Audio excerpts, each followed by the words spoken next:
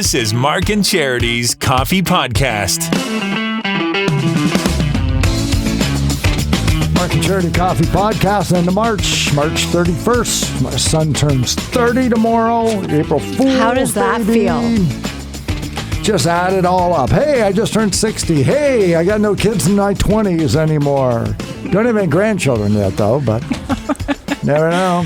But that doesn't bother you, does it? Bothers Mrs. Philbin like a lot. A lot. I think it bothers Mr. Philbin, too. A little bit. Well, you know, happy grandma, happy life. Is that what it is? Oh, don't pretend that it wouldn't make you happy, too. Yeah, I know. I keep saying that. You just keep them away from me. You know, I don't like babies. Whatever. And I carry on. Yeah, sure, Dad. Exactly. My turn to play with it. Bring it over here.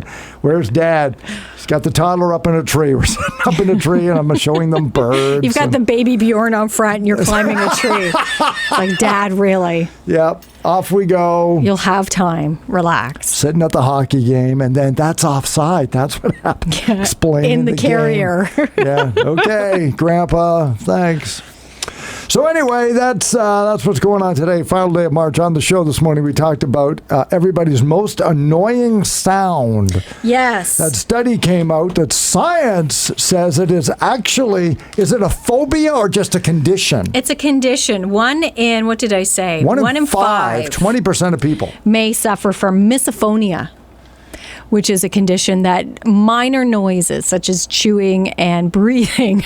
Yeah, things that are, might annoy people. Could be essential to living as well. But oh my gosh. Drive you nuts to the point that it could trigger a fight or flight response in some people. Like to the point where they just can't handle it. Yeah. To get do you have any like that? I would say, as I mentioned this morning, as I shared this morning, it would be the sound of like a knife across a plate, like when someone's cutting into meat or cutting their food up, and it just kind of scratches their plate a bit. That right. Yeah, it makes me cringe. Like there's no reason to lean onto the knife when you're cutting a pancake.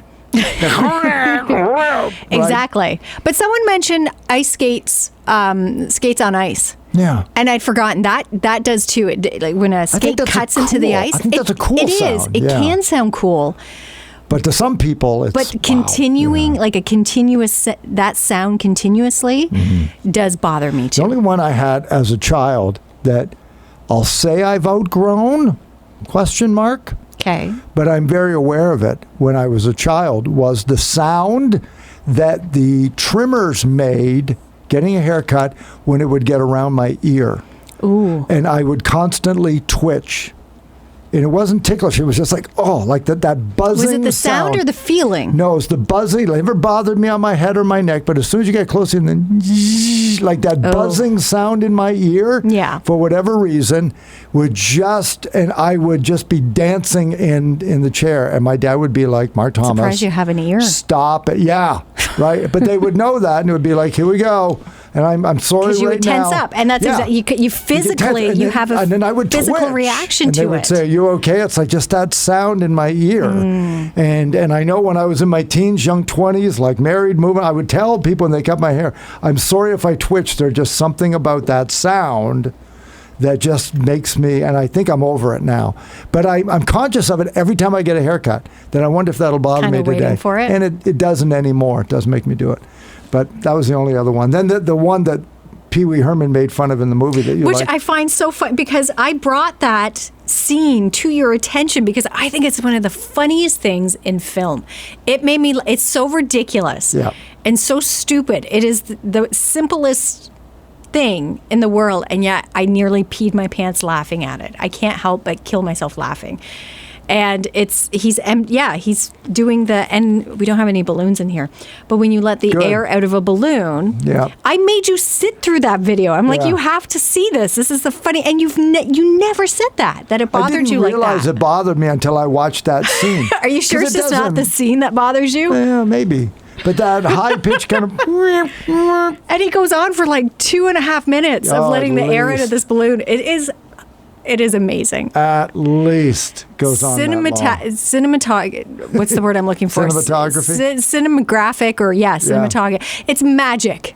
that is, you can yes. take something like that and make into something so funny. Oh my God, just the thought of it makes me giggle. But that's so funny. You never mentioned that before. Never said it. No. Didn't realize that was kind of, but then I thought, And- no, that one kind of does bother me. We put it up on socials. Nobody mentioned the balloon either.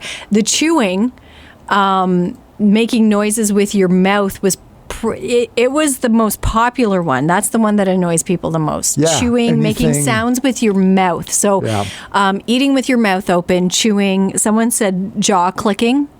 If someone has a jaw that clicks when they chew, I could see that Right. being very annoying or bothersome.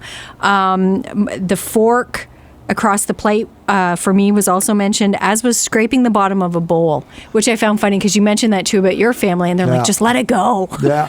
My wife does it to my daughter. And again, I think we didn't know till she was home for the pandemic.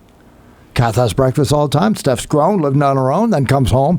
And it's like, why do you do that? Why do I do what? And, hey, Steph, why did you bring it to your attention? Because now she's going to do it. She's going to do it all the time. Because that's a Philbin-ism. Oh, does that bother you? Well, it bothered her enough she needed to say something. Get ready for it to happen all every the single time. day. And sometimes we record it and send it to her. Good morning. guys are Bing, bing, bing, awful. bing. Oh, we're terrible. And then you wonder why you don't have grandchildren. Yeah, we're terrible. We're remarkably terrible. Well, she's not alone though, because Susan also finds that annoying. Yeah. It was Susan also wrote in saying that her husband's humming and singing first thing in the morning. She said it drives me crazy how happy he is first thing in the Okay, morning. well, that's So different. that was That's different. That was different. But hey, he gets to wake up and spend his life with you. So of course he's going to be happy. Who wouldn't Susan. sing and hum? Come on. In the same vein, Diane mentioned that the recycling truck at 7 a.m. on a Saturday, well, not a Saturday, but when she's trying to sleep, is also annoying, that sound Yeah. of hearing the truck go. One listener sucked up to us by saying an opposing radio station. Fine. A couple okay. of opposing radio stations. Yeah. Styrofoam nails on a chalkboard, which was Still, always yeah. kind of, I think, the stereotype. Like that was the sound everybody. Yep. Never bothered me as a No? kid. No. Because I'm Still not doesn't. sure I've heard that very often, but. Nails on a chalk. Well, yeah. you just kind of physically. Because I can just, yeah. Yeah, so it bothers you. Like that's the sound. This is my reaction when I hear a sound like that, like the buzzing. So I know that. You just clench there. Mm-hmm. Skates cutting into ice. White noise or fans, which I found interesting because most people like that sound. They use They it crave it. to help them Mm-hmm. relax and go to sleep. So the fact that it bothered a lot of people or a few people on our Facebook page, I thought, oh, it's usually the other way around. Yeah. They find comfort in those noises. But no, they did not. And snoring was also Snoring. mentioned. Well, again, it's probably just the distraction and the interruption that it makes. Because in overall, though, yeah, it's a pretty annoying sound. It is. Wayne's Yeah. breathing bothers me sometimes. Does it? Mm-hmm. Especially when they get to like a chortle of some sort, like, it's like, that's okay. And then, No, when he's awake. Now, even when he's asleep, when he's breathing, it bothers me sometimes. Because he's a loud breather. because he just exists. It just bothers you. that No, he it's not exists. that it bothers me exist, but it does. When they said the breathing, I thought, oh my God. It's annoying in a different way. Listening to him Would you breathe because like he's to a loud. explain? He's Well, a he's just a loud breather. loud breather. So if we're watching TV, there are times, and granted, it bothers me more. I know when I'm tired and on the edge, but yeah, he'll just breathing in general. I can hear it, and I'm trying to watch TV, and it becomes the loudest thing in the room. And I love him to death. And I always apologize. Look, I'm sorry. I know you need to breathe, but could you do it a little quieter, please? Please. Could you just face that way when you breathe and then Just- watch the TV? Yeah, you can and turn your head to take a Yeah. breath, and then. Yeah, no, it's horrible. So a different kind of annoying. So and I think everybody- some of these were along that line too. Thank you for filling that out, everybody. Mm-hmm. We appreciate that. What else we have on the show this morning? You have Jennifer May Anderson coming up later on in your midday program. Yeah. That's important. We should talk about that. Our chat with her earlier this week about the Caregiver Expo, we felt it was worth sharing again today. So I actually did it during middays. I did Yeah. just before 11. You can hear that chat with her as she runs down the vendors that will be there tomorrow and the importance of having the expo. I'm not a caregiver. Well, no, because at first you hear caregiver, I honestly thought, okay, is this for professionals. Professional caregivers. Yeah. Maybe information on how to become a professional caregiver. Right. But that's not what this is at all, which is fantastic. My wife went through a horrible time for years, which eventually led to her having to leave work because of migraines and things and due to medication and other things. And she had a heart attack. I mean, she went through a real tough time. And somebody, somewhere along the way, mentioned me as a caregiver. And I said, well, I'm not a caregiver. They said, yes, you are, because you're the one there. Yeah. And you have to help administer when she can't medications, make phone calls. I've had to call 911 for everybody. But now she's not fine. She's not over it. Anybody who suffers from migraines, you're not fine. You're never cured. But, I mean, life is significantly better for her than it was, say, 5 years ago. But as Jennifer Anderson, she had the line, this is the team you never signed up for.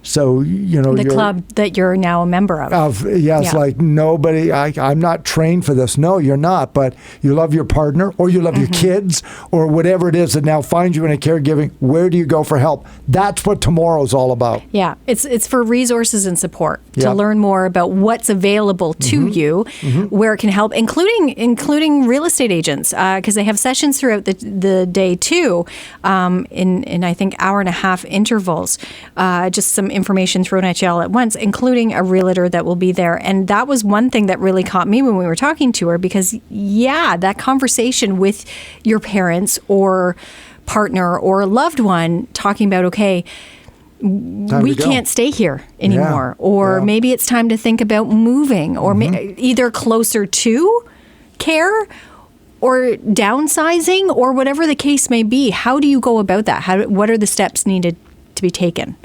We laugh about me just turning 60. Kath and I had that chat. We've already had that discussion. I've started those conversations with my parents who are into their 70s. And it's like, okay, guys, because it's hard for me to look at them as older adults now, but it's like, okay, no, you're in your 70s. I'm not saying you're not capable of living on your own, but there's going to come a time where maybe cutting the grass is going to become too much. Maybe the snow removal is going to become too much. Maybe just the upkeep of the house. You can't go up and down stairs anymore. Right.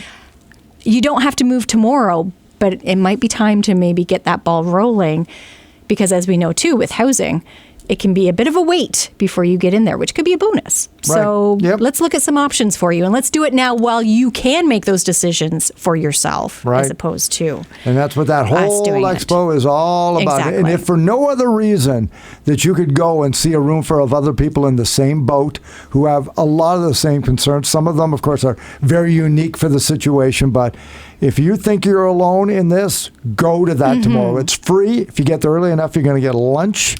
Prizes. There'll be door prizes. And you're going to walk in there with agitation and questions and walk out with answers and comfort and just feel better about it in your own skills to be able to handle whatever life is throwing at you. So to Jennifer Anderson, everybody at Hospice Quinte, thanks for putting that on. Just to know you're not alone, I think so important. Is huge. Yeah. Like there is a community. There are people there to talk to if you need to. And I think that in itself is huge. Belleville Senators in action tonight, and tomorrow you're going to be at the concession stand. Thank heavens you got yourself a cowboy hat tomorrow. Yes, I need to go see my hairdresser, I guess, today. Good. Because we were talking about that this morning. Emily and I are volunteering with Volunteer and Information Quinte, who typically do the concession, because I've seen Brenda and Tracy there a few times at the games. And so we volunteered to do it, not realizing it was a Marlies game, because it's going to be busy tomorrow. Yes. But it is also Cool 100 night, our brother station, the country station across the hall here. So it was suggested if we wanted, we could also wear plaid shirts and cowboy hats to work behind the concession. So Sonia has a hat for me now. Do you have the shirt, the plaid shirt? I do, but I don't know that it's going to go now with the hat. So I got to rethink. I might be able to borrow one of the boys, because now my children are big enough that I can borrow their clothes. So I might have to borrow something from them. But yeah, it's the hat. You pointed it out because I'm like, whoa, that's a fancy hat. But you made the connection to Shania Twain. Looks it's like a leopard print hat. Yeah. And it is very Shania-ish. Yeah. Look at you. I don't have the long... People are going to think you're Shania. No, I don't think they will. I don't think they'll make that mistake at all. I don't know. Okay. At all. All right. We're about the same height. Right. I'll agree to that, but that's kind of where I think the It's a hockey ring. You're going to sing for them like karaoke? God, no. Oh. You know I don't sing. I don't sing well. What a huge I don't sing in front of disappointment this people. has become. No. All right. So that's They'll be going on. lucky as long as I can keep the orders right. Okay. That's my goal for and tomorrow. no money. You don't want to deal with money. I'd rather not deal with money. Good idea. But I will do whatever they need me to do tomorrow. On the road, what? Syracuse tonight? Syracuse tonight. Marlies are here tomorrow. And then Marlies on Sunday? But they're there. Right. They go to Toronto on Sunday. They need the points. They're a point back out of the playoff spot. So this is a big weekend. A couple of big matchups coming up with Cleveland. Another road game later on. They got 3 home dates of the final 8. And because their fan appreciations next weekend. That's right. And that will be their final home game of the regular season. And we got it's funny because we were just talking to Footy and then the press release I see came. Yeah, so you bring it up and it's like, we got to do that. Big event. And I remember last year how much fun it was. So don't miss out. Get your tickets for next weekend as well for their final home game of the regular season. And then the final thing that everybody is talking about Sunday is the Kids Got Talent going on to benefit the Children's Safety Village. Emily as well, after she's got a big weekend selling her wares on Saturday, will be one of the judges, and Nicole's one of the MCs, and we're all over that,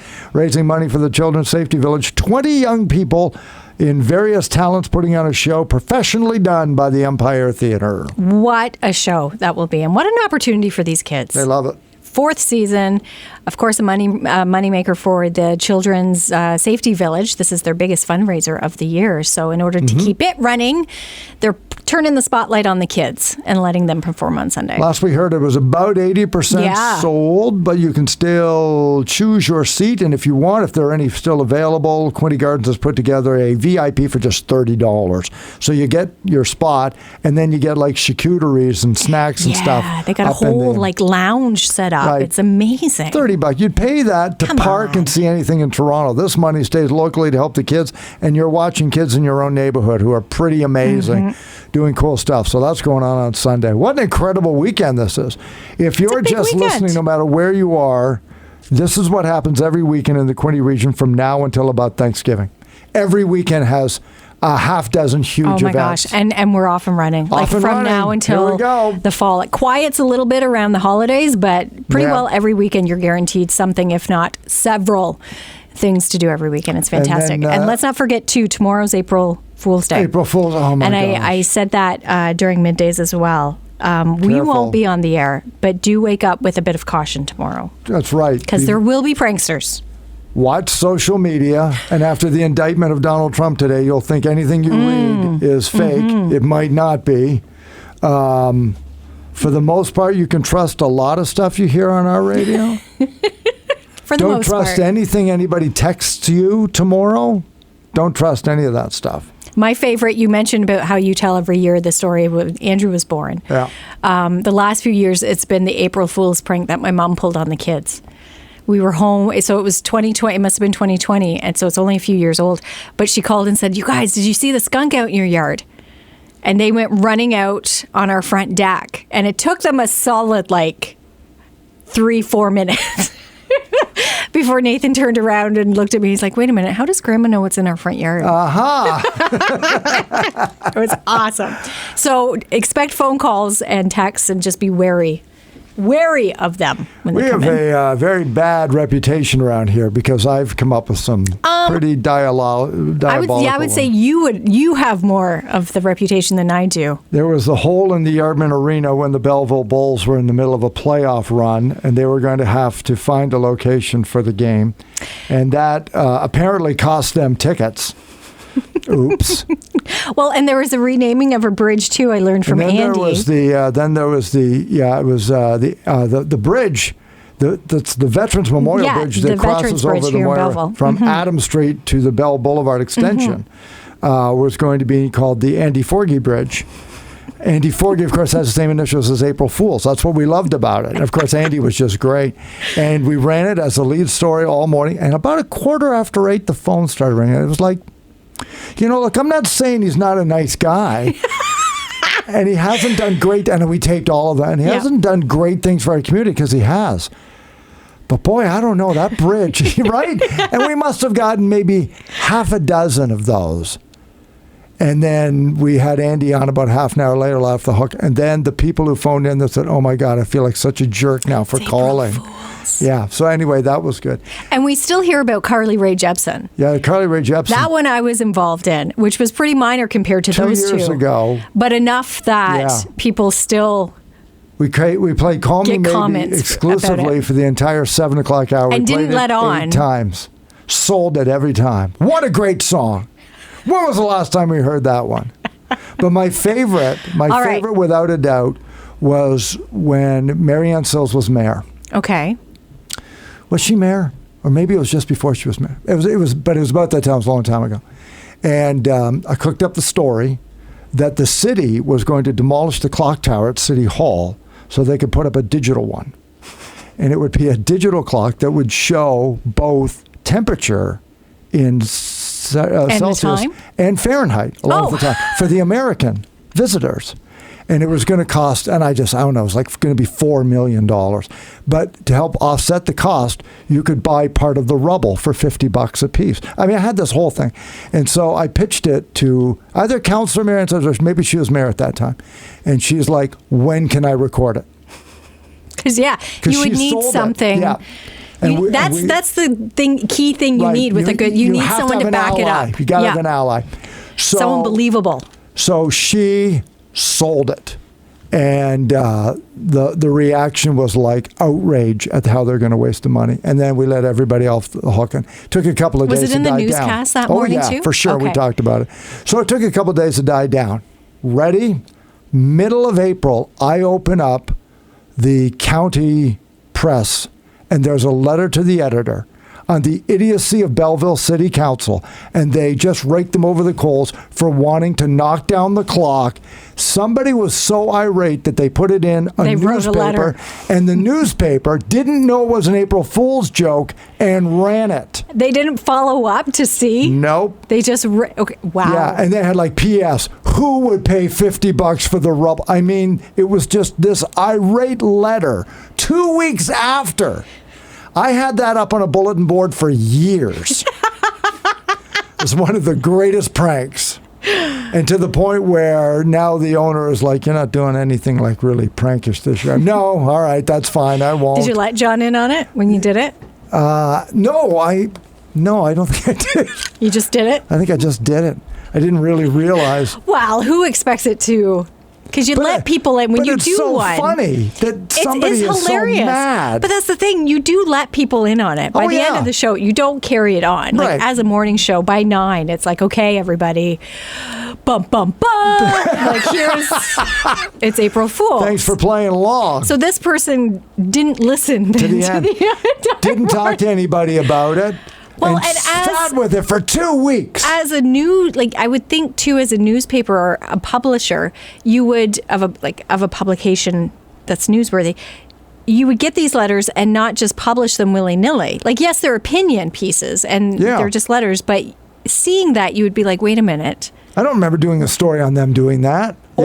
Or this should have been like, I haven't heard anything about this, and look into it maybe and double check and be like, "Wait a minute, because the clock tower in Belleville is kind of a pretty big deal. Maybe we should find out why we haven't heard anything more about this." But this destruction for $4 million and rubble realize buying. So did they publish a retraction or anything following that? No. But I was flipping through it one day and I read it and went, "Oh my God!" No, that's awesome. When you can get mentioned on a different platform, like at a different organization or platform, then that's, and it's a good one. And not simply for the prank. The prank continued. Exactly. Oh, wow. You know you've done a good job. Thank you. That was well done. That was April Fool's vindication, that was. Well done. Felt good about that. Enjoy tomorrow night, right? Have a good weekend. Thank you. It's Mark Enjoy and your Charity weekend. Coffee Podcast by March. Looking forward to April. We'll kick it off on Monday with Mark and Charity Mornings.